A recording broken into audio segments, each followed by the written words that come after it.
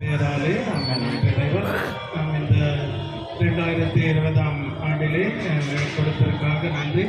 உடைய திருப்பாடுகளின் திவ்ய தரிசனத்தை நாங்கள் இந்த நாடகமாக செலுத்த வந்திருக்கிறோம். எங்கள் அனைவரையும் ஆசீர்வதையும் நாம் நன்கு இந்த திருக்காட்சிகளை மக்களுக்கு எடுத்துக்கூறவும் அவர்கள் இந்த திரு நிகழ்ச்சிகளை எல்லாம் கண்டு மகிழவும் செய்ய வேண்டும் என்று எங்கள் ஆண்டவராகிய இயேசு கிறிஸ்து வழியாகவே மை மன்றாடுகின்றோம். ஆமென். பிதா சுதன் பரிசுத்த ஆவியின் பெயராலே ஆமென்.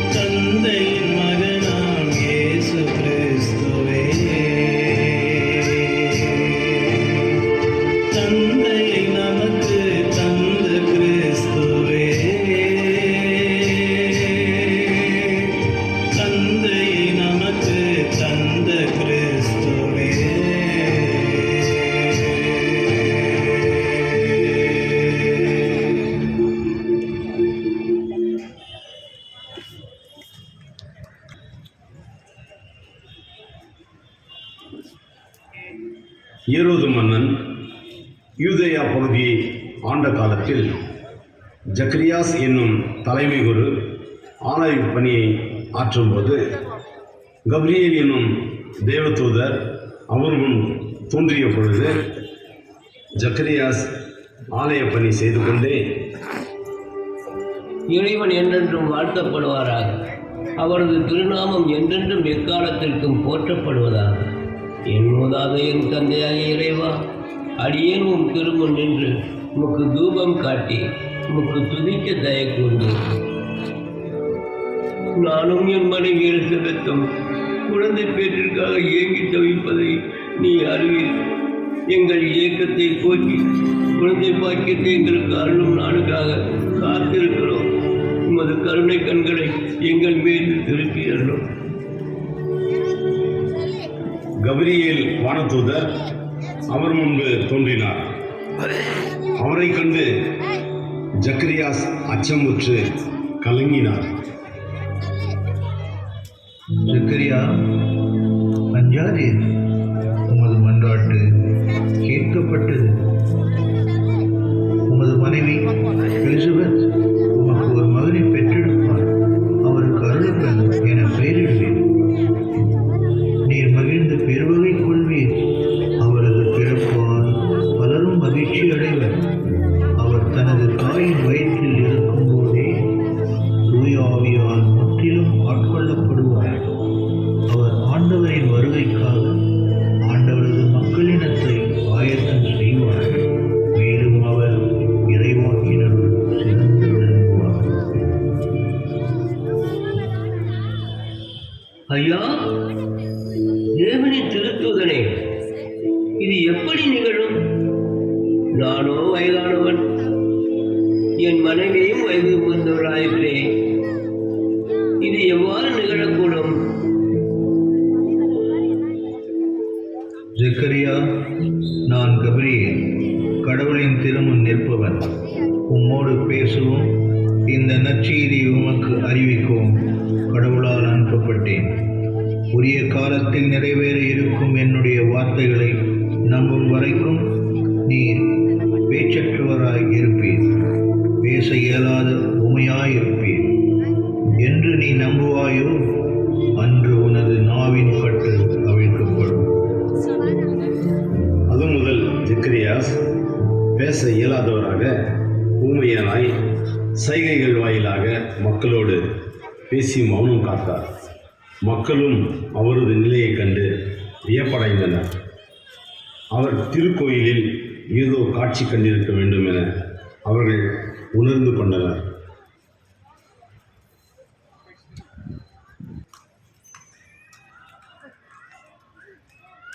எலிசபெத் அம்மாள் கருவுற்றிருந்த 6ஆம் மாதத்தில் கபிரியேல் என்னும் தேவதூதரை கடவுள் கலிலேயாவில் உள்ள நாசரேத்து என்னும் ஊரில் இருந்த மரியா என்னும் கன்னியிடம் தூதுரைக்கு அனுப்பினார்.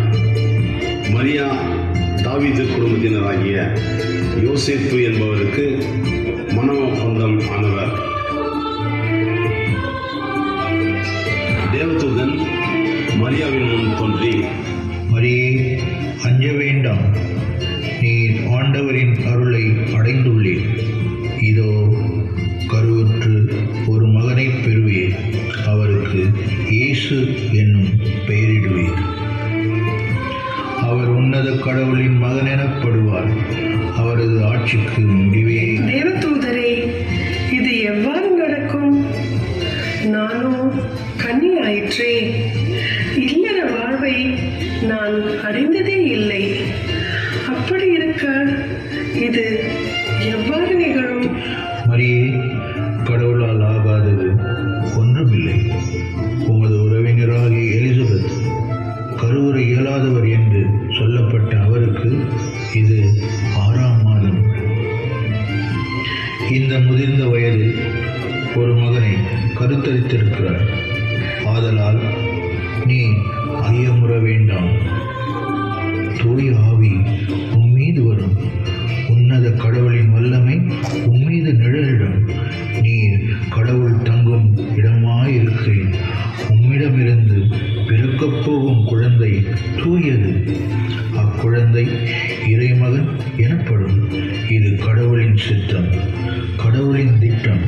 அவரால் ஆகாதது ஒன்றுமில்லை. இதோ நான் ஆண்டவரின் அடிமை. உம் சொற்படியே எனக்கு நிகழட்டும்.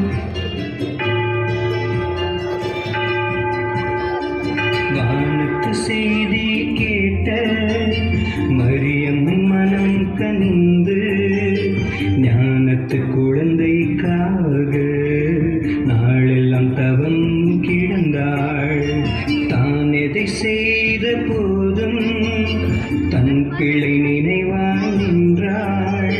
மானத்தில் உயிர்த்த கண்ணி மாதத்தை யுகமாய் கண்டாள்.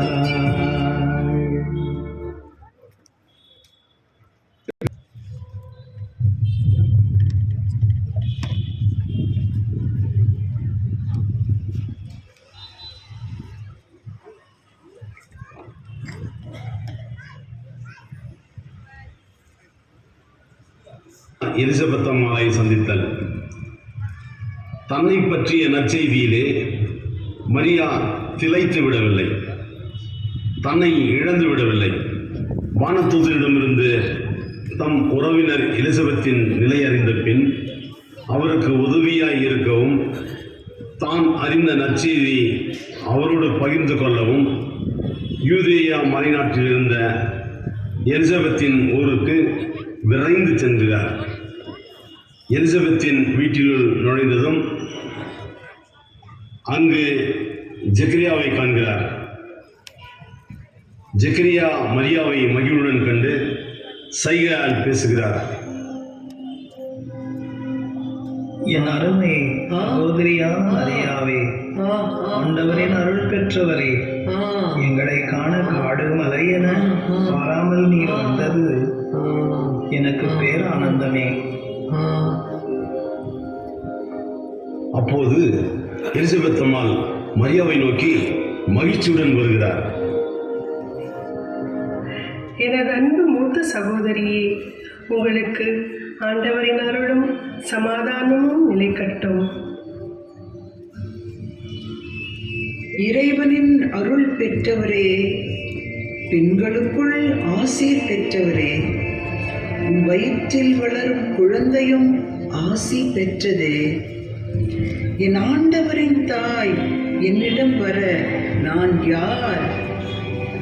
மரியே, உன் வாழ்த்துரை என் காதில் விழுந்ததும் என் வயிற்றினுள்ளே குழந்தை பேறு வகையால் துள்ளிற்று, பேறு வகையால் துள்ளிற்று, பேறு வகையால் துள்ளிற்று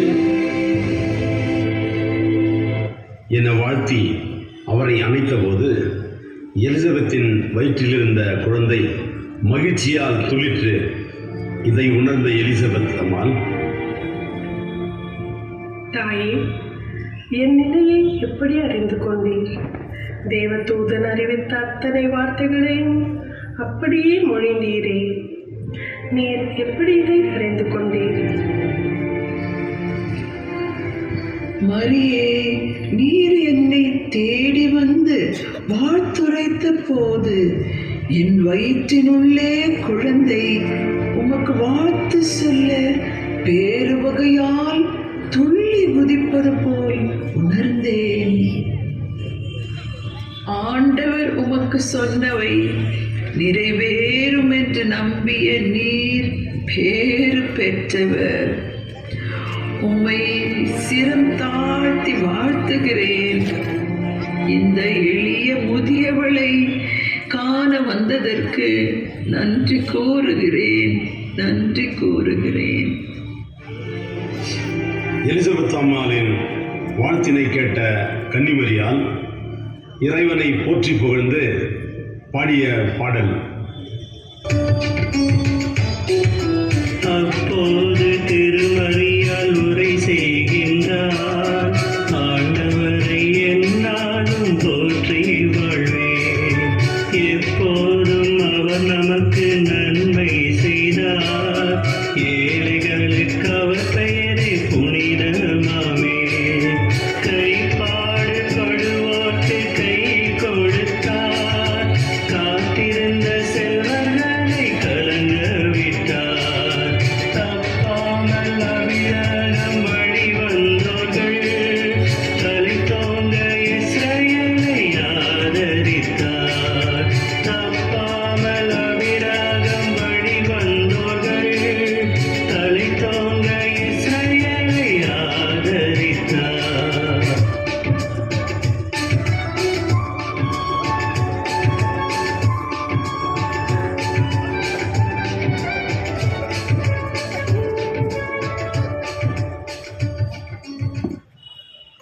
மரி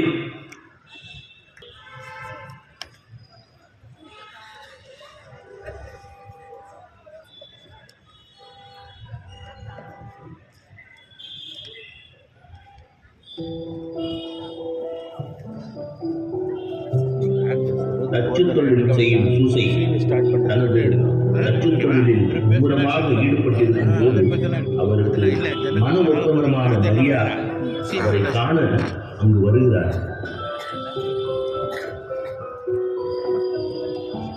சூசையரே சூசையரே, ஒரு வியப்புக்குரிய நிகழ்வு ஒன்று நடந்தேறியது. அப்படியா? என்ன நடந்தது மரியா? சூசையரே, அதை எவ்வாறு சொல்வேன்? கடவுளின் தூதர் எனக்கு முன்பாக தோன்றி என்னை வாழ்த்தி வியப்புக்குரிய இறைச்செய்தியை சொன்னார். மரியே, நீர் அஞ்ச வேண்டாம். கடவுளின் அருளை முழுமையாக பெற்றுள்ளீர். நீர் கருவுற்று ஒரு மகனை பெற்றெடுப்பீர். அந்த மகவு கடவுளின் மகன் எனப்படுவார் என்றார். அப்படியா? இது எவ்வாறு சாத்தியமாகும்? சூசையரே, தூய ஆவியானவர் என் மீது நிழலிட்டார். நான் இப்போது கருவுற்று இருக்கிறேன். மரியா, நீர் ஒரு மகனை பெற்றெடுக்கப் போகிறீரா? ஆம், நாம் அந்த மகவுக்கு இயேசு என்று பெயரிடப் போகிறோம். மரியா, எனக்கு என்ன சொல்வதென்றே தெரியவில்லை. மக்கள் என்ன நினைப்பார்களோ, எப்படி எடுத்துக்கொள்வார்களோ என்று தெரியவில்லை. நமக்கு இன்னும் திருமணம் கூட ஆகவில்லையே. எனக்கு தெரியும், ஆனால் நம்மால் என்ன செய்ய முடியும்?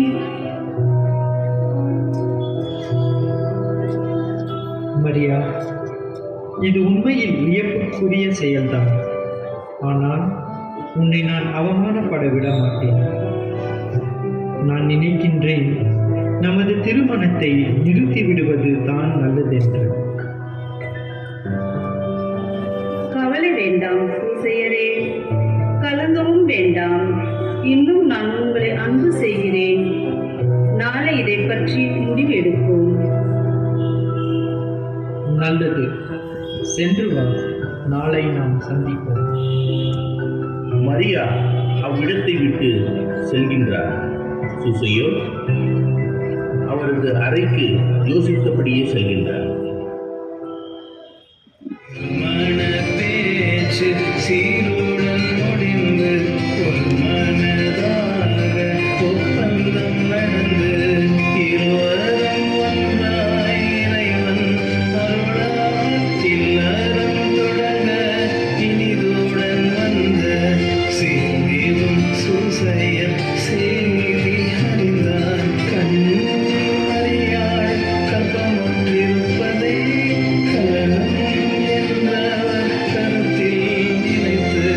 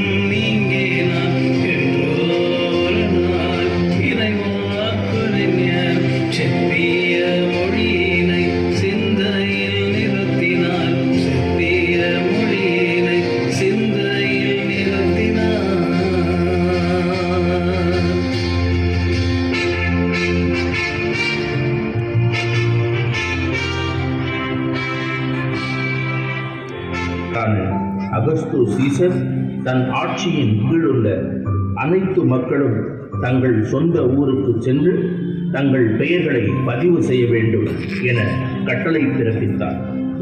சூசையும் மரியாவும் நாசரேத்திலிருந்து சூசையின் வழிமரபினரான தாவீதின் ஊரான பெத்லெகேம் சென்றனர். மரியாவோ நிறைமாத கர்ப்பிணியாக இருந்தார். சுசையரே, சுசையரே, எனக்கு விரைவில் குழந்தை பிறக்கும் என உணர்கிறேன். மரியா, அதோ அங்கு பார், பயணிகள் தங்கும் விடுதி போல் தெரிகிறது. அந்த சத்திரத்தில் நாம் தங்க இடம் கிடைக்கும் என நம்புகிறேன். வா, சென்று விசாரிப்போம். வாருங்கள் வாருங்கள், பெத்லகேம் உங்களை அன்புடன் வருக வருக என வரவேற்கிறது.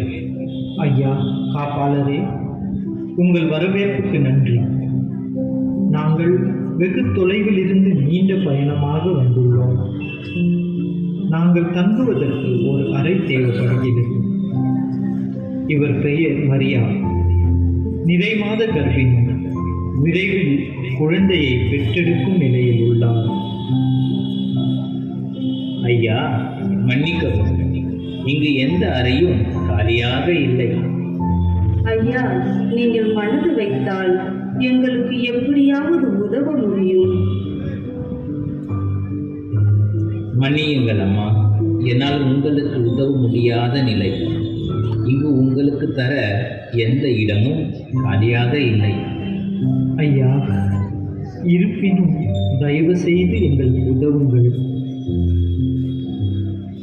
நீங்கள் இவ்வளவு கெஞ்சுகிறீர்கள். உங்கள் நிலையை என்னால் புரிந்து கொள்ள முடிகிறது.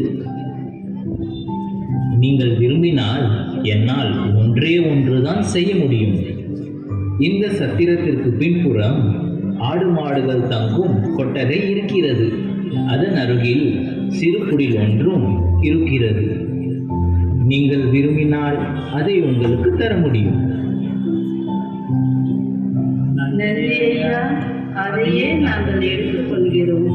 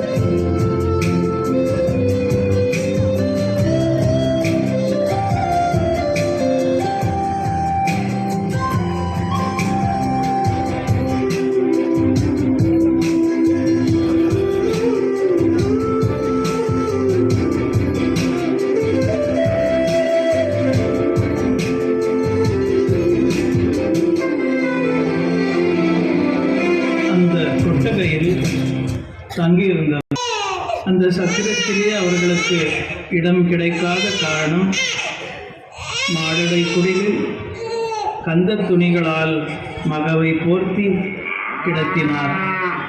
அந்த இடமோ பேரொளியால் நிரம்பியது.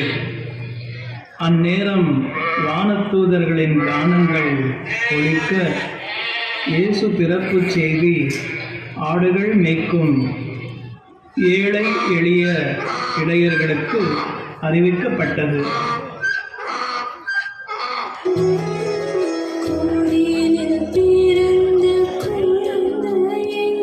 தன் மடியில் கிடந்து தாலாட்டு பாடி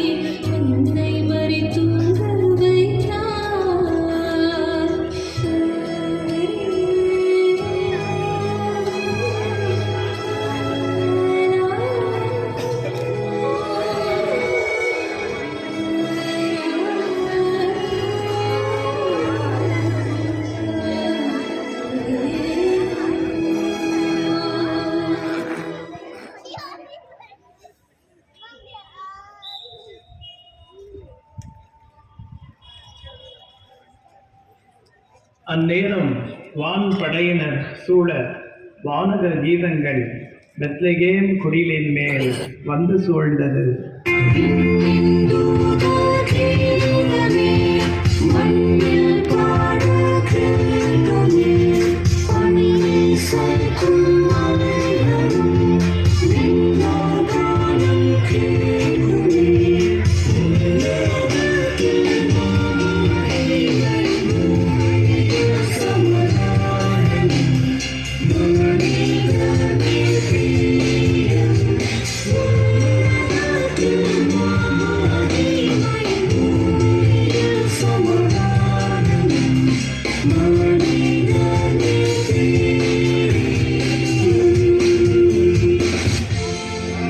இவ்வாறு விண்ணக கீதங்கள் மகிமை கானங்கள் ஒலிக்க வானக தூதர் மீட்பர் பிறந்த மகிழ்வான நற்செய்தியை தங்கள் ஆடுகளை காவல் காத்து கொண்டிருந்த இடையர்களுக்கு அறிவித்தார்.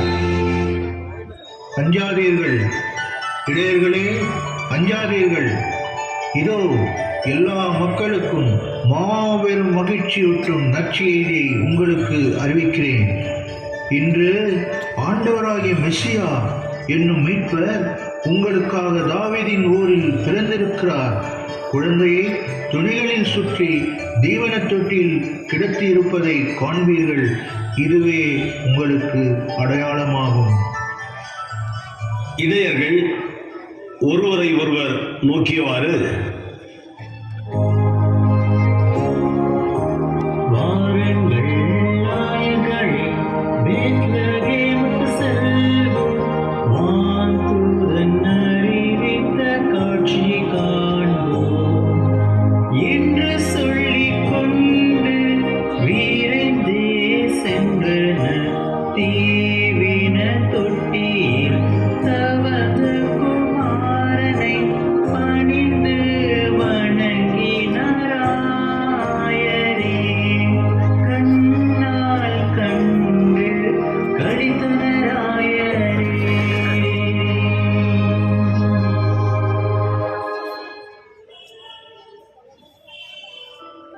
அம்மையே, அப்பனே, வணங்குகிறோம், வாழ்த்துகிறோம்.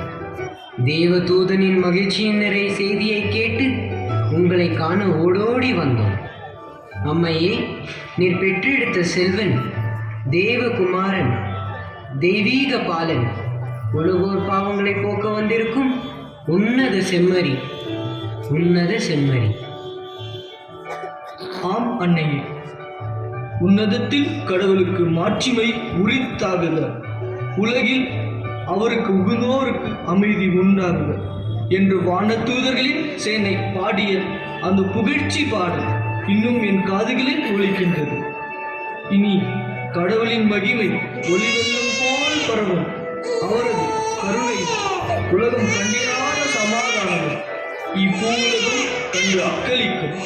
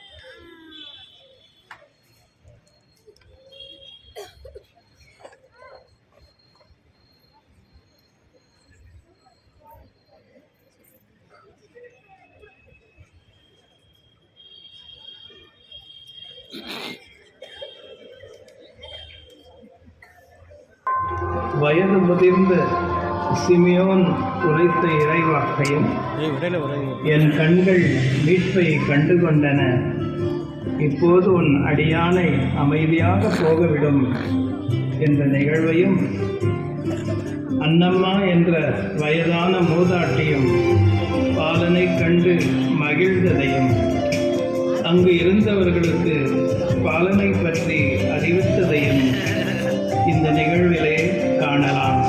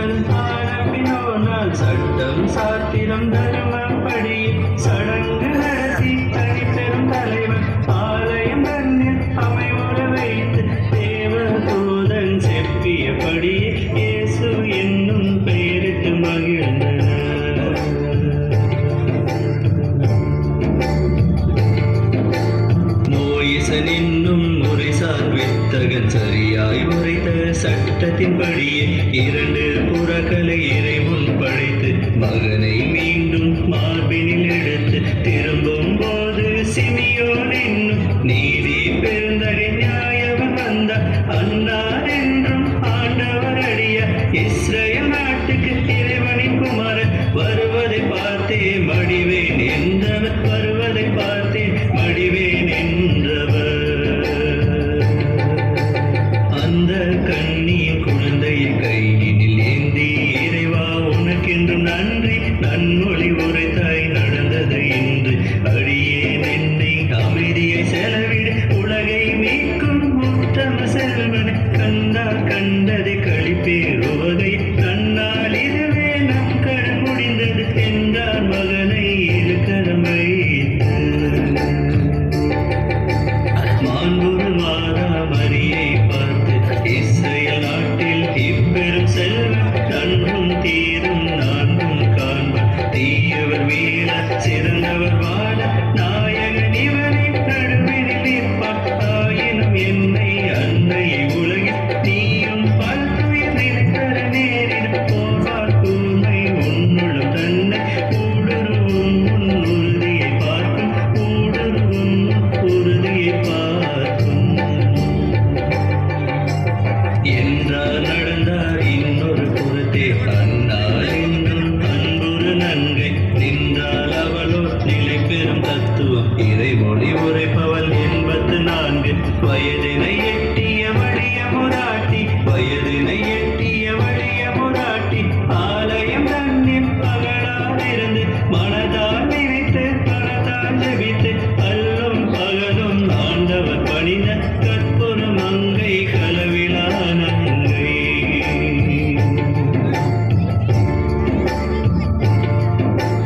அவளும் தனது அருள்வாக்கினிலே இஸ்ரேல் மக்கள் எல்லோருக்கும் விடுதலை வழங்க விரைந்துள்ள நாயகன் தன்னை பற்றி சான்றிதழ் விரிவாய் பேசிட ஒன்னா இயேசுவின் பெருமை பிள்ளை பருவம் தனிலே நின்ற ஆலய சபையில் ஆரம்பமானதே.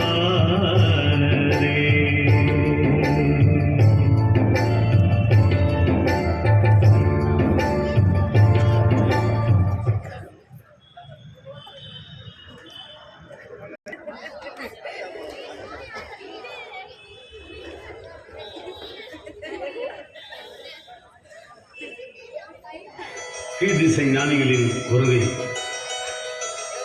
கிழக்கு திசையிலிருந்து 3 ஞானிகளான பல்தசார், மெல்கியோர், கஸ்பர் என்போர் யூதர்களின் அரசராக பிறந்திருக்கும் இயேசுவை காண எருசலேமுக்கு வந்தனர். இதுவரை தங்களுக்கு வழிகாட்டி வந்த அந்த அதிசய விண்மீன் எருசலேமில் நின்று ஒளிர்ந்தது. காரணம் அறியாமல் திகைத்த அவர்கள் ஏரோது மன்னனை கண்டு விவரம் அறிந்து வர ஏரோதின் அரச அவைக்கு சென்றனர். ஞானிகள் மூவரும் அரச அவைக்குள் நுழைந்தனர்.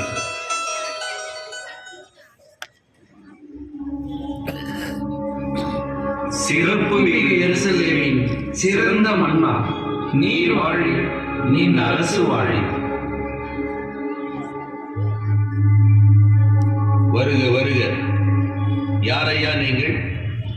எங்கிருந்து வருகிறீர்கள்? என்னை நாடி வந்ததன் காரணம் என்னவோ? வஞ்சகமற்ற மனதோடு பேசினார்கள். அரசே, நாங்கள் மூவரும் கீர்த்திசையிலிருந்து வந்திருக்கும் ஞானிகள். உங்கள் திருநாட்டில் யூதர்களின் அரசராக பிறந்திருப்பவரை கண்டு வணங்கிச் செல்ல வந்திருக்கிறோம். தாங்கள் தயை கூர்ந்து அவர் எங்கே பிறந்திருக்கிறார் என்ற விவரங்களை எங்களுக்கு கூற இயலுமா? ஏரோது அரசன் கலக்கமுற்றான். தனது ஆவேசத்தையும் வியப்பையும் உள்ளடக்கி, ஞானிகளே, அப்படியா? யூதர்களின் அரசர் இங்கு, அதுவும் என் நாட்டில் பிறந்திருக்கிறாரா? இதை எப்படி நீங்கள் அறிந்தீர்கள்? அரசே, அவரது விண்மீன் வானில் தோன்றி எங்களை வழிநடத்தி வந்தது. இங்கு வந்ததும் அந்த அதிசய விண்மீன் மறைந்து விட்டது. ஆதலால் தான் உங்களிடம் விவரம் அறிந்து செல்ல வந்தோம். அப்படியா? நீங்கள் பயண களைப்பில் சற்று அயர்ந்திருப்பீர்கள். நீங்கள் சென்று ஓய்வெடுங்கள். பின் நான் விவரம் அறிந்து சொல்கிறேன். என்ன? செல்லுங்கள், செல்லுங்கள். ஏரோது சினமுற்று கோபம் தலைக்கு ஏற கலக்கமுற்றான். எனக்கு எதிராக வேறொரு அரசனா என மனதுக்குள் வெகுண்டெழுந்தான். எல்லா தலைமை குருக்களையும் மறைநூல் அறிஞர்களையும் ஒன்று கூட்டி அவர்களிடம் விசாரித்தான். யாரங்கே? தலைமை குருக்களே, அறிஞர்களே, இதோ இங்கு வந்திருக்கும் இந்த 3 ஞானிகளும் பிதற்றுவது என்ன? ஞானிகள் என கூறிக்கொள்ளும் மூடர்கள் அவர்கள். மெஸ்ஸியா இங்கு பிறந்திருக்கிறார் என பிதற்றுகிறார்கள். நீங்கள் அறிந்து சரியாக கூறுங்கள். தலைமை குருக்களும் மறைநூல் அறிஞர்களும் ஏரோதை பார்த்து, ஆம் அரசே, அந்த ஞானிகள் சொல்வதில் உண்மை இருப்பதாகவே எண்ணுகிறோம். யூதாவில் உள்ள பெத்லகேமில் அவர் பிறக்க வேண்டும். ஏனெனில் யூதா நாட்டு பெத்லகேமே யூதாவின் ஆட்சி மையங்களில் நீ சிறியதே இல்லை. ஏனெனில் என் மக்களாகிய இஸ்ரேலை ஆயரென ஆள்பவர் ஒருவர் உன்னிலிருந்தே தோன்றுவார் என இறைவாக்கினர் அன்றே எழுதியுள்ளார்கள்.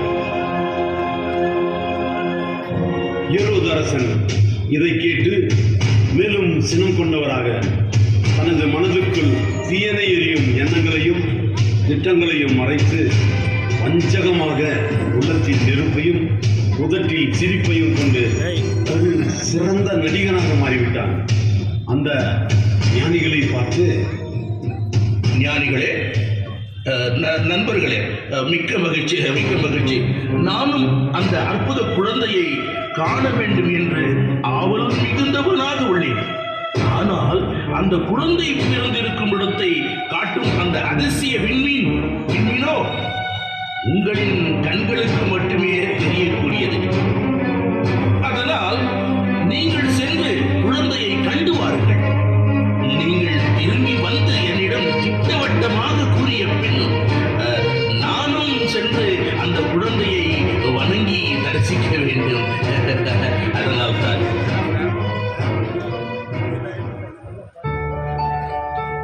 நன்றி அரசே, மிகவும் நன்றி. அப்படியே ஆகட்டும். நாங்கள் சென்று வருகிறோம். எங்களுக்கு விடை கொடுங்கள். சென்று வாருங்கள், சென்று வாருங்கள். உங்கள் வருகைக்காக நான் காத்திருப்பேன்.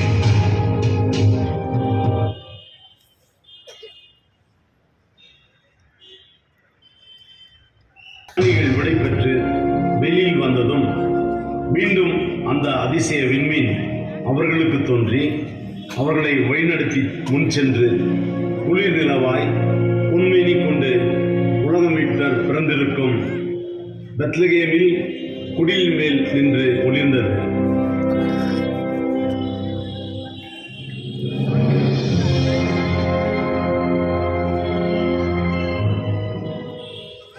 நண்பர்களே, இதோ இந்த குடிலின் மேலே விண்மீன் நின்று விட்டது. வாருங்கள், குடிலின் உள்ளே சென்று பார்ப்போம் என மட்டில்லா மகிழ்ச்சி பொங்க உள்ளே சென்றனர். உள்ளே சென்று பார்த்தபோது அங்கே குழந்தையின் தாய் மரியாவின் வடிவிலே 1000 மின்மீன்களின் ஒளிப்பிழம்பாய் பேரொளியாய் வைரமாய் மின்னலாய் பொன்மேனி கொண்டு உறங்கும் அந்த குழந்தையை கண்டு மெய்மறந்து மூவரும் நெடுஞ்சான் கிடையாய் விழுந்து வணங்குகிறார்கள்.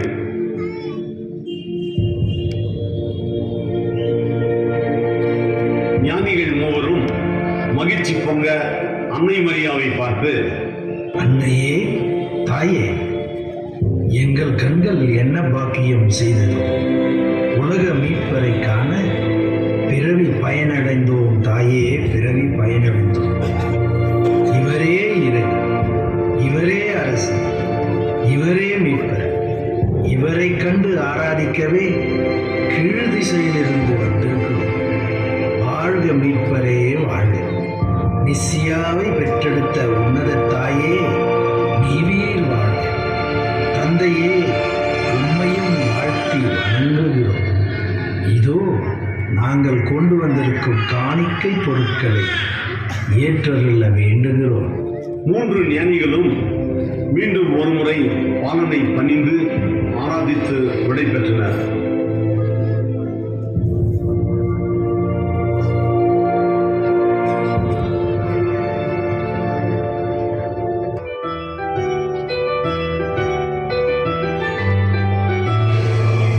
செல்ல மகனே, என் தேவ குழந்தையே, உன்னை தேடி வந்த ஞானிகள் உனக்கு காணிக்கை கொடுத்திருக்கின்றார்கள்.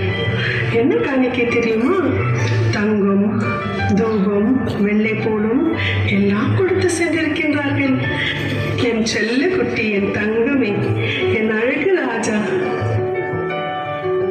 செல்ல பாலா, உன்னத ராஜா, செல்ல மகனே, உன்னத குருவே, செல்ல குமரனே, மரணத்தை வெல்ல போகிற மழலை செல்லமே, தேவ குழந்தையே, வான் தூத சூழும் கண்மணியே, என் தங்கமே, கண்ணுரங்கு பாலா, கண்ணுரங்கு.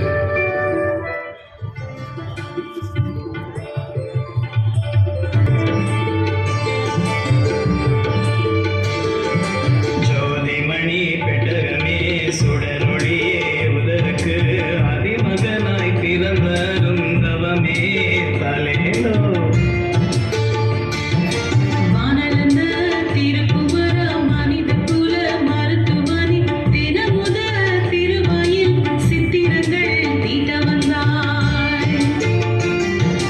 பல்லாண்டு பல்லாண்டு பாலைவனம் போலிருந்து எல்லாமும் இழந்தவரும் இஸ்ராயேலை வாழ வைப்பாய்.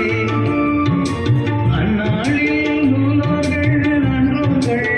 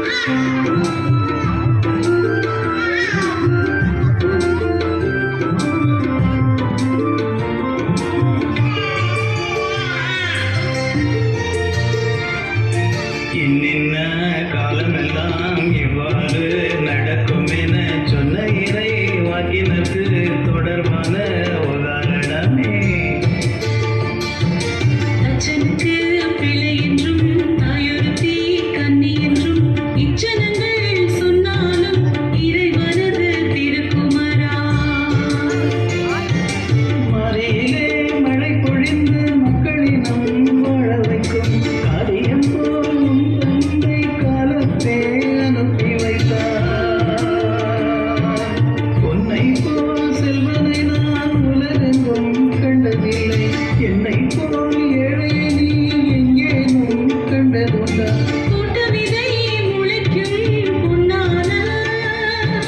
பூமியிலே வட்டமில்லா பயிராக வந்து விளைந்தவனே, வந்து விளைந்தவனே.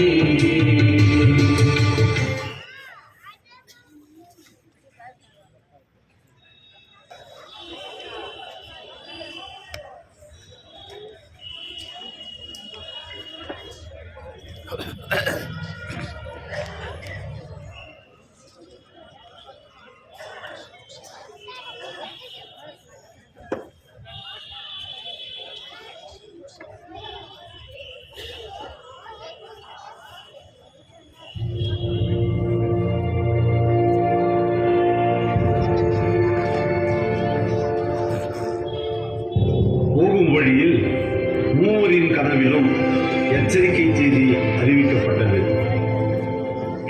நண்பர்களே, எனது கனவில் எச்சரிக்கை செய்தி ஒன்று அறிவிக்கப்பட்டது.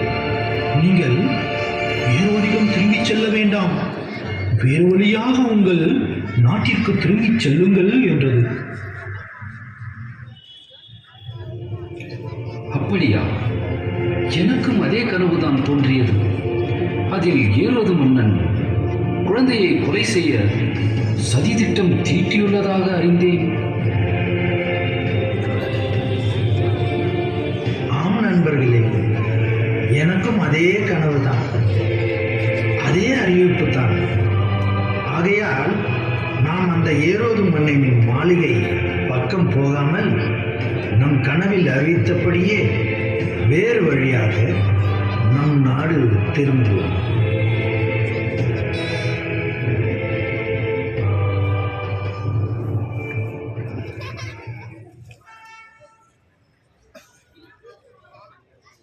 சூசேப்பர் உறங்கிக் கொண்டிருந்த போது அவர் கனவில் வானதூதர் தோன்றி,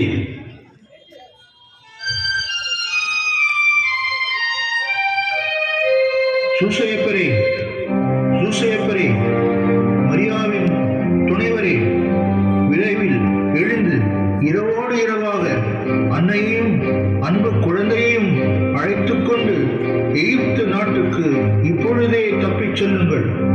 குழந்தையை கொல்ல ஏரோது ஆணை பிறப்பித்துள்ளான். நான் உமக்கு சொல்லும் வரை அங்கேயே இரும் என கூறி மறைந்தார். சூசேப்பர் வானதூதரின் அறிவுரையை கனவில் கேட்டு தெளிவுற எழுந்தார். அவருக்கு எந்தவித பதற்றமோ அச்சமோ இல்லை. காரணம், அவருக்கு கனவுகள் வழியாகவே கடவுளின் கட்டளைகள் அறிவிக்கப்பட்டது. எனவே அவர் தெளிவோடு அன்னை மரியாவை எழுப்பினார். அன்பு மகவை நெஞ்சோடு அணைத்துறங்கும் மரியாவின் அருகில் சென்று, மரியா, மரியா, இறைமகனை பெற்றெடுத்த ஈடில்லா தாயே, எழுந்திரும் என எழுப்பினார். துயில் களைந்து நெஞ்சோடு அணைத்திருந்த மகன் படுக்கையில் கிடத்திவிட்டு வியப்போடு எழுந்து, என்ன ஆனது சூசேப்பரே? எதற்கு பயத்தோடு நிற்கிறீர் என்று சூசையப்பரிடம் கேட்டார். மரியா, இறைமகனை கொல்ல ஏரோது மன்னன் கட்டளை பிறப்பித்துள்ளானாம். நாம் உடனே குழந்தையை எடுத்துக்கொண்டு எகிப்துக்கு தப்பிச் செல்லும்படி கனவிலே தேவதூதன் அறிவித்தார். ஆகவே நாம் இப்பொழுதே இங்கிருந்து செல்ல வேண்டும். உங்களையும் குழந்தையையும் நான் பாதுகாப்பாக அழைத்து செல்வேன். வாருங்கள், குழந்தையை எடுத்துக்கொள்ளுங்கள். நாம் இருவரும் எகிப்துக்கு செல்வோம். இறைவனின் திட்டப்படியே ஆகட்டும். வாருங்கள், நம் மூதாதையர்கள் வாழ்ந்த நாட்டிற்கே செல்வோம். இறை திட்டத்தை நிறைவேற்றுவது நம் கடமை அல்லவா? என கூறி குழந்தையை வாரி அணைத்தவாறு சூசையப்பரை பின்தொடர்ந்தார்.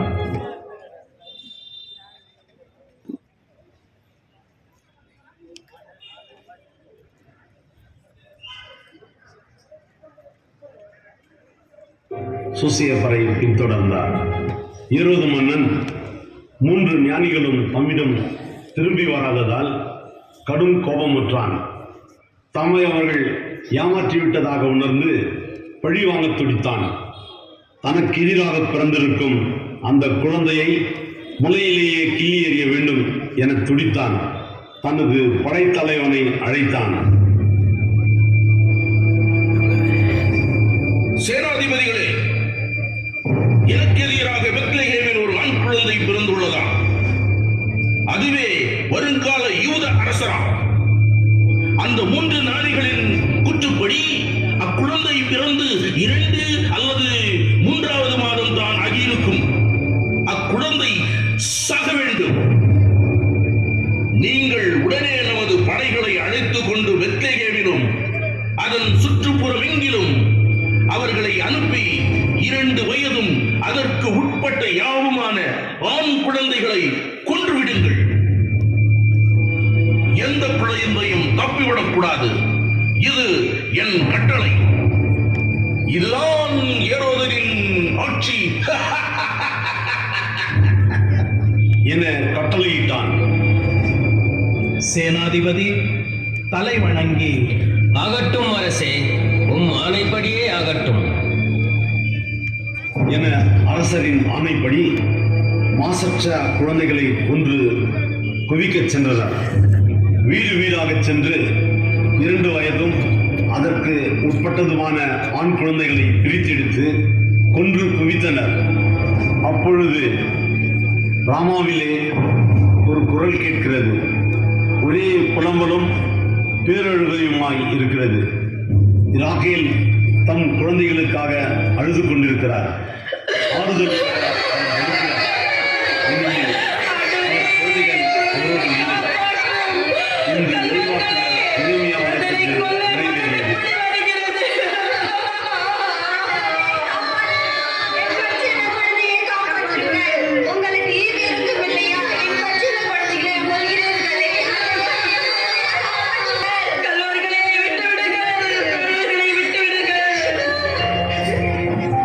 சூசையப்பரே சூசையப்பரே தலையா கொடியோன் சோர்ந்து மடிந்தான்.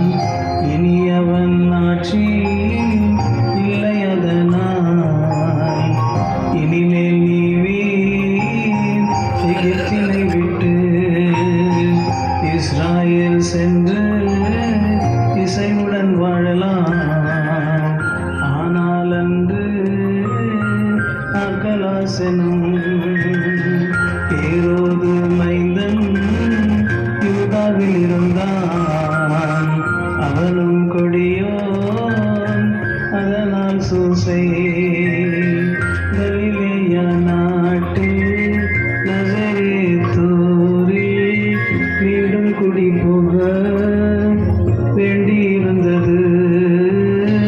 என்றோ ஒரு நாள் இறைவாக்குரஞர் செப்பியபடியே தேவகுமாரனே நசரேயன் என்ன நாட்டினை அழைப்ப தீர்க்கதரிசியார் செப்பியபடியே திருவுளம் கனிந்தது செயல்கள் நிகழ்த்தவே.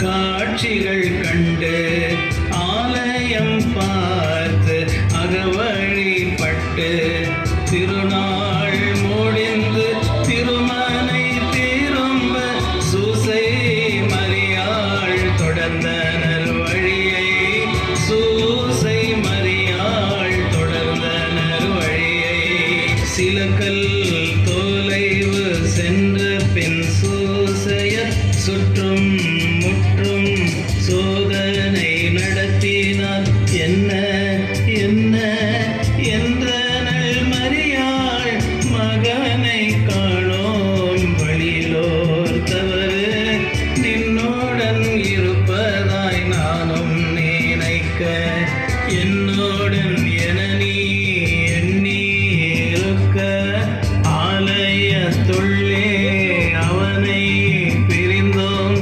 என்றார் சூசையர் இயேசுவை கூவி மரியாள் அழைத்தாள் மகன் வரவில்லை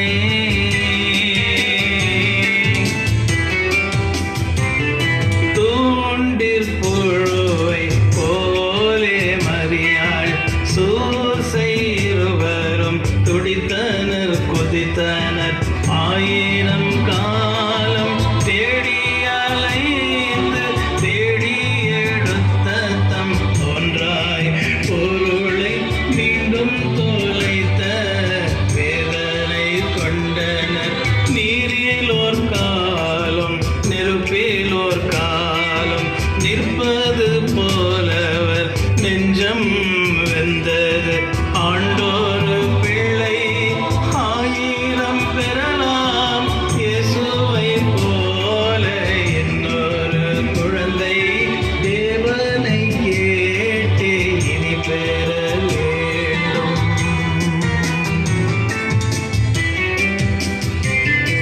யோசனை இன்றி ஓடி வந்தோமே ஆசை மகனை அவதியில் விடுத்தோம் எங்குற்றானோ எங்கு நின்றானோ ஈனத்தை பிரிந்த இளமான் கண்டு வனத்தில் எங்கே வாடி தவித்ததோ பசியாரிற்றோ பட்டினி தானோ பாசத்தாயை தந்தையை நினைத்து அழுது கொண்டெங்கே அல்லல் உற்றதோ என்றுள்ளம் கலங்கி ஏங்கி பெருமி எருசலேம் நோக்கி திரும்பினர் இருவரும் இரவும் பகலும் இரண்டோடன் ஒரு நாள் தேடிய பிறகே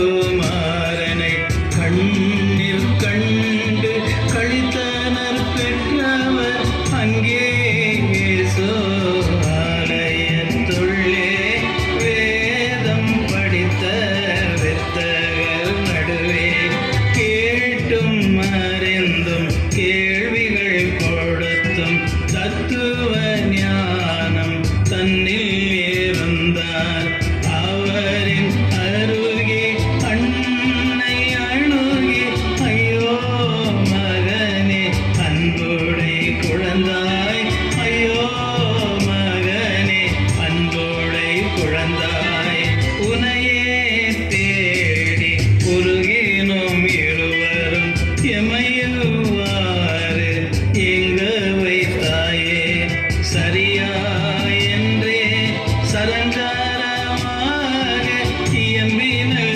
உடனே இயேசுவும் அம்மா ஏனோ என்னை எங்கும் தேடினீர் கடலை தேடி கார்மோகில் செல்வதும் பழத்தை தேடி பறவைகள் செல்வதும்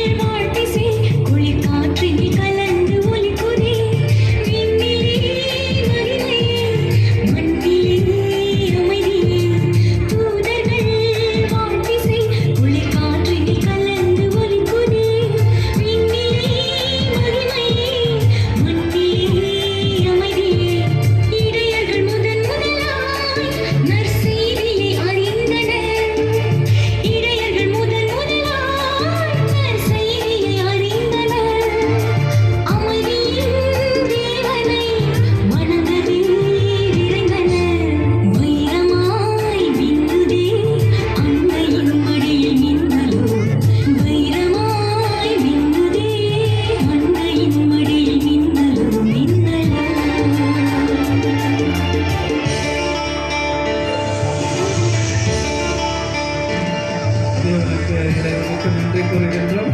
இந்த 5 ரகசியத்தையும் நல்ல விதமாக ஆண்டவர் நடத்தி தந்தார். தார்சியஸ் வில்லியம் இவர்களுக்கு நன்றி கூறுகின்றேன்.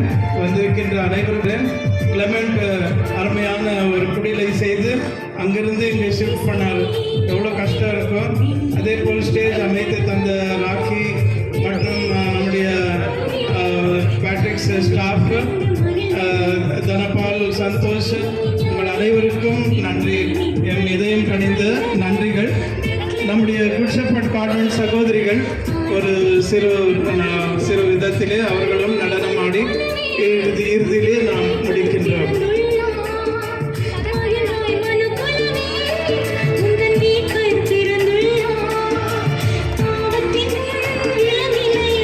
Girls come.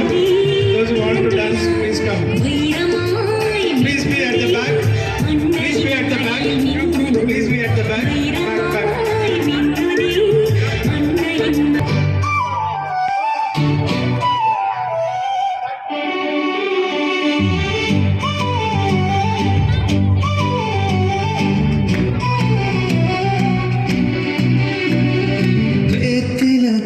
நகரில் பிறந்தார் தேவன், அன்பு நெஞ்சங்கள் மகிழ்ந்து பாடுதே.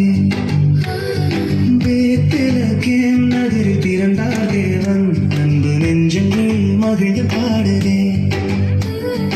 இமக்கின்ற நட்சத்திரம் வானில் என்று வாக்கு மனிதரான சாட்சி சொல்லுதே. இமக்கின்ற நட்சத்திரம் வானில் என்று வாக்கு மனிதரான சாட்சி சொல்லுதே. Happy Christmas, Merry Christmas, Happy Christmas to you. Happy Christmas, Merry Christmas, Happy Christmas to you.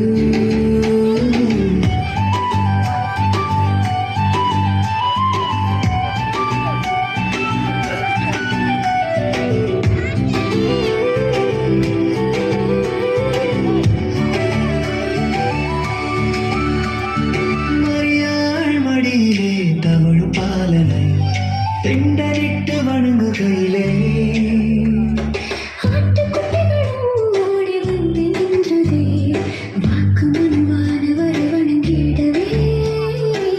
பூமியில் மாபெரும் சாந்தி நிலவுதே. பேத்தலகேம் நகரில் பிறந்தார் தேவன், அன்பு நெஞ்சங்கள் மகிழ்ந்து பாடுதே.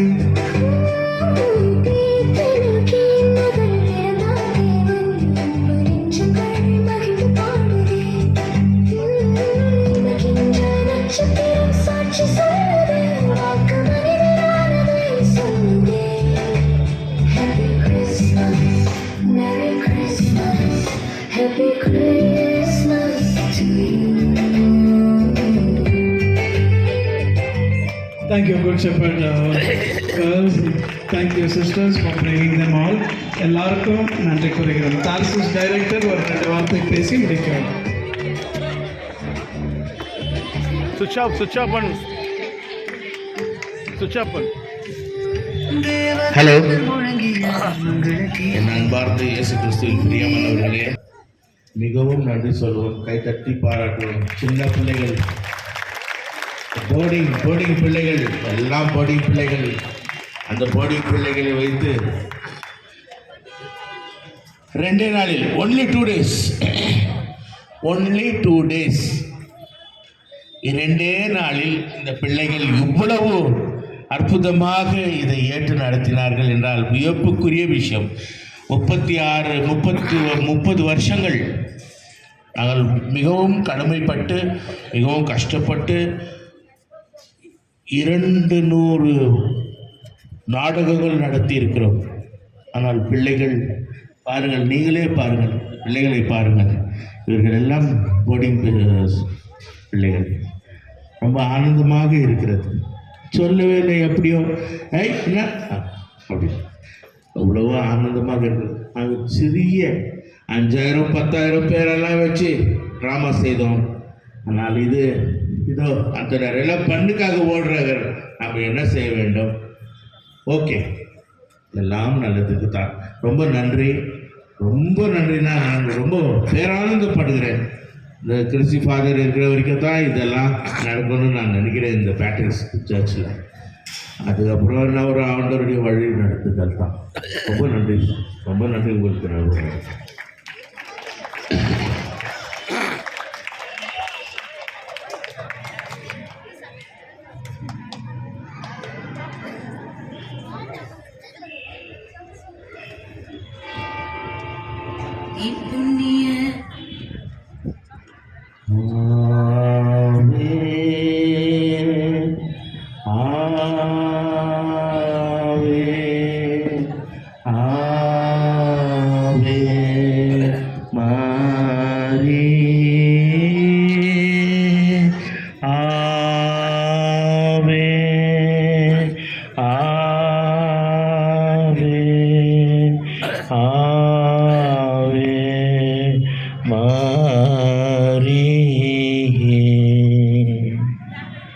நன்றி.